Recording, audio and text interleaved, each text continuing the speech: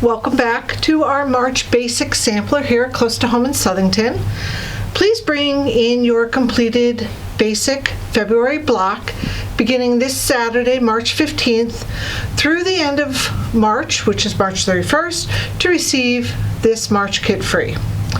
Once again, we are offering new selections of mini bolts at 50% off, labeled as Finish the Bolts. So finish the bolt, get the whole thing 50% off. Our March Madness continues with additional makes and models of floor and trade-in machines. There is something for everyone, so don't wait. Call our store, come on in, we're here to help you, and definitely check out the emails. All our machines are listed on our website. That's it for announcements. Let's get right into the basic March block. It is the small flying geese ruler. Just like the intermediate block this month, we are only using the 6x3 and not the 3x1.5. Okay, we have a 6x3 flying geese and a 6x3 strip set. This one's finished at 2, this one finishes at 1. So we're going to put together a 4-patch by adding our strip sets to our flying geese, and then we're just turning them into a pinwheel fashion. Pretty fun. So for the cutting instructions, because we're doing strip sets with the white and the blue, the white is going to be cut at 2.5 for the whole entire length of the strip. Same with the blue, 1.5 cut the whole length of the strip. Please make sure you put your Mary Ellen's Best press on your kits prior to cutting anything. Okay, give them a little bit of stability. The flying geese has 2 parts. You get 4 flying geese out of just 2 squares. We are making the 3x6. So it has the wings, which is the larger square at 9 inch for the States, and the smaller square, which is the body of our geese, which is the red. That's it. I've already gone ahead and sewn my strip set together because I believe we covered that in the February's video. So I'm really going to concentrate on the small flying geese ruler today and making those 3x6 flying geese. All right, so I did my strip set. I just haven't subcut it yet. Okay, I've cut my 7.5 inch red. I'm going to go ahead and cut my 9 inch States. Doesn't matter, right side up, right side down. The important thing to remember is that when you cut a square, you really do have to trim all 4 sides. Don't count on a side being straight, okay? So you saw what I took off. It was just a little sliver. I do one side, I spin it around, and I'll do the other side. And again, this is 9 inches, so I'm looking at my 9 inch mark all the way down my nice freshly cut edge, and I can go ahead and do a parallel cut at 9 inches wide. Okay, now we have to worry about these 2 sides. So I'm going to turn. I'm going to place the top and the bottom on any of the solid lines because it's easier for me to see. I'll just put it on the one line. And again, really close to the edge, making sure I definitely have extra over here. And then the bottom goes along this. So I know that when I cut these, I'm going to have 90-degree angles to start my square. And then one last cut. I've done 3. I need to do 1 more. So now I have 3 sides to square up in my ruler across the straight line here, down the 9 inch mark here, and across the line here. Again, these lines don't really matter. It's just making sure that they're lined up with a line. All right, just give it a hold and push away from you, close your blade, and you have your block. So this 9 inch square gets put down face up, and the red 7.5 inch, which is the body, gets placed right side down. So right sides together. I want to center the smaller square on top of the larger square. And what I'm going to do is draw a diagonal line. And it has to pretty much intersect each of these corners. Now, my 12.5-inch ruler is just a smidge too short. So that's a little bit off. So I'm just going to move this a little bit over, making sure. All right. And I kind of look at the line on my ruler and make sure that it's lined up. Come on down a little bit. There we go. And then I'll go ahead and draw that line. All right, so I have a couple pens I have a nice hardy purple one. And it's going to just go across the red block. All right, now if you want, you can place some pins in this just to hold them together, but I'm going to sew these at 1/4 inch. I'm going to go down one side, turn around, come back. And you don't have to go all the way off on the 9-inch States fabric. Just stop at the red. Start at the red, stop at the red. All right, so let's take this over.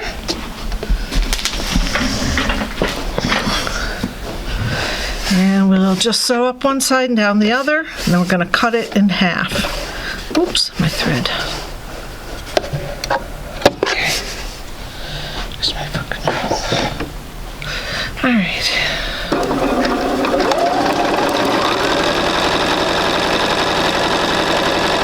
So if I had a guide on my foot, the guide would be on the line, or however it is that you use your guide in your fabric to get your 1/4 inch. So again, I stopped when I got off the red. I'm just going to come around and start on down this side. So you get 4 flying geese with just 2 squares. They go really fast. And this particular ruler makes 2 different sizes, 3x6, which we're doing today, and a 1.5x3. Okay. All right, so let's go ahead and trim this on the line in half.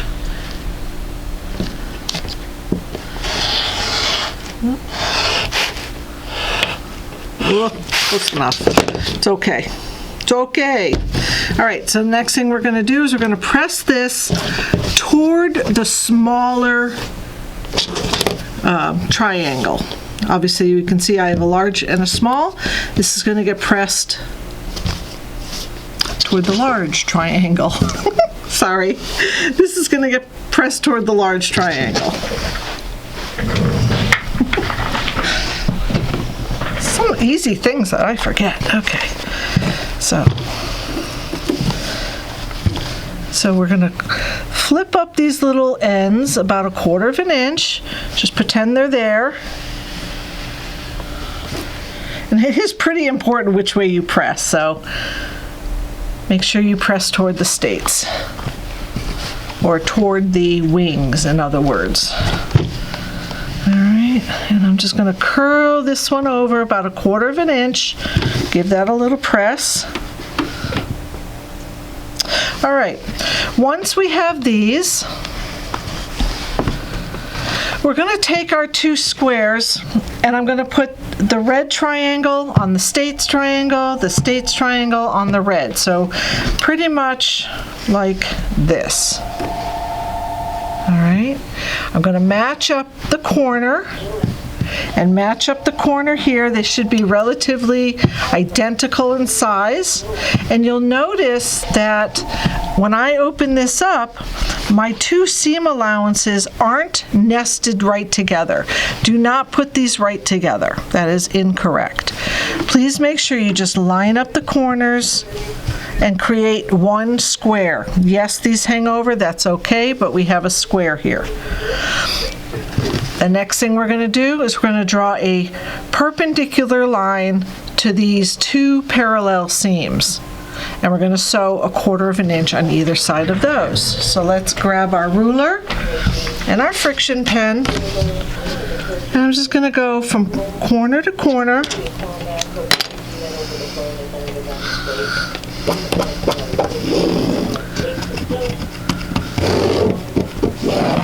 Okay. And let's go sew one more time. And now we're going to have to start off at 1/4 of an inch. We're going to come down, we're going to spin around and go 1/4 of an inch down this side. So catching the edges on the squares. Okay.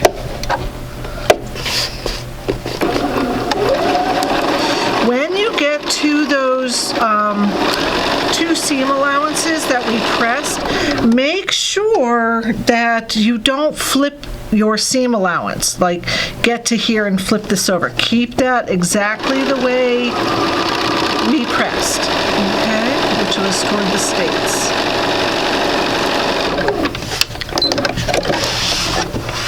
I'll come back down the other side.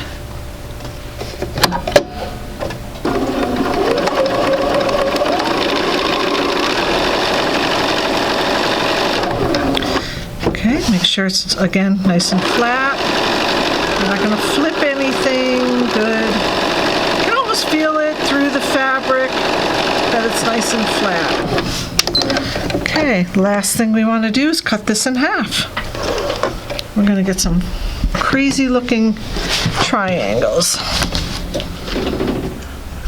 So I sewed it 1/4 of an inch. At this point, I'm just going to go ahead and cut on the line again, just like I did before. And we're going to open these up, and they look kind of strange, but it's a good thing. We need to press toward the wings, which is the state. So if I press this one toward the states and this one toward the states, I would have this little lip twist here in the seam allowance. So all we're going to do is give this seam allowance a little clip, 1/4 inch into the seam allowance right between the 2 pieces. So now I can push this way and this way and see how that lays nice and flat. Don't worry about that. It's way away from where we need to trim. And we're going to press that, again, toward the states. All right, so let's go ahead and do that. Real fast. Give that a little heat. Okay, and then I'll get this side and give that a little heat. And just a point to note that you want to make sure you don't press this so that you have a little hangover on your seam. You want to make sure it's really nice and opened. Okay, it's easy to do when you're pressing. Sometimes, you know, you get that little extra fabric in there. All right, so a little extra. And now we trim. We go grab our small flying geese ruler. And on some of these rulers, I should note, some are black with just black lines. Some have the red and green lines. They're the same exact ruler. You don't really have to worry too much about it.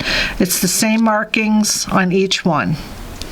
All right, so mine is kind of old. And what I've done with mine is I've marked 9,7½. So when I'm doing the large 3x6, I know the wings are 9, the body's 7½. And when I'm doing the small 1.5 by 3, I know the wings are 6 and the body is 4.5. So sometimes I lose the directions. All right, so let's place our ruler where it has the lines going from the corner up to the 1/4 inch seam allowance and back into the corner with the seams on our red body of our flying geese. So here's that. I'm just going to slide that into place so that this line comes right down into the seam, right between the seams, the states and the red, and so does this one. So I'm going to hold this really kind of put some pressure on it, because this one has a tendency to move. It's not a creative grid ruler. See, just like that. So we're just going to kind of hold it and trim it away. Trim it away, and I have to turn it. This is where my rotating mat comes in really handy. I'll just place it right back in its position, which is where this corner meets the red and the states. The point is right here, and then this one matches again into the corner. So again, I'm just going to hold it and give that a little trim and trim it along the bottom. Okay, so this now measures 3 by 6. I have another one to trim, another one to clip, and 2 more to trim. So you get 4 out of this. And then the last thing to do is to cut our strip into 6.5 inch strip sets. So I'm just going to place this along the line. And again, it's pretty important that you look to make sure this is 3.5. Strip sets can be a little tricky sometimes. They get a little narrow. You might want to do what we call a little scant 1/4 inch. So I put that along the 2 lines, trimmed it, and I'm going to come over to the 6.5, which is right half. 1, 2, 3, 4, 5, 6. All right, line that up. And we're going to continue to get 4 of these out of our strip set. And the last thing we're going to do is we're going to combine our strip set with our flying geese. So the point goes against the blue. And I like to sew this with the flying geese on top. That way I get to see the intersection of my seam allowances, because my seams are all pressed out toward the wings. And let's go sew that. This should sit right on top of each other. These are both 3.5 by 6.5 at this point. Okay, so one last. And we're going to make 4 of these and then put them together. Alright. And then the last thing we want to do is be careful at this intersection. There is little X marks the spot right here. We want to make sure we don't cut off that tip of our flying geese. Okay. And we're going to press this toward the blue strip, which really helps reduce a lot of the bulk in this block. So we're going to press it in this direction. All right, one last thing. And then we're just going to put it together like a 4-patch. Give that a little bit of heat. And we have our flying geese block. All right, so once we have that, we're just going to keep turning our 6.5 inch squares so that they meet. I believe, which way did I press these? I pressed the last one open, and I pressed these down. So I pressed it away from the red body and away from the red body. So toward the stripe in the states, and then so that they could lock the seam. And the very last one, when I came and put the 2 rows together, I did press those open because it's very bulky right there in the center. Okay. If you have done your borders, get your borders put on. It's a nice way to have a nice 20-inch block. So of course, if you have any questions, come on in close to home. We'd be happy to answer your questions. Don't forget to bring your kits, your finished block, your February block by the end of March to get this March kit free. And you can start picking these up this Saturday, March 15th. So check out your email, and thanks for watching.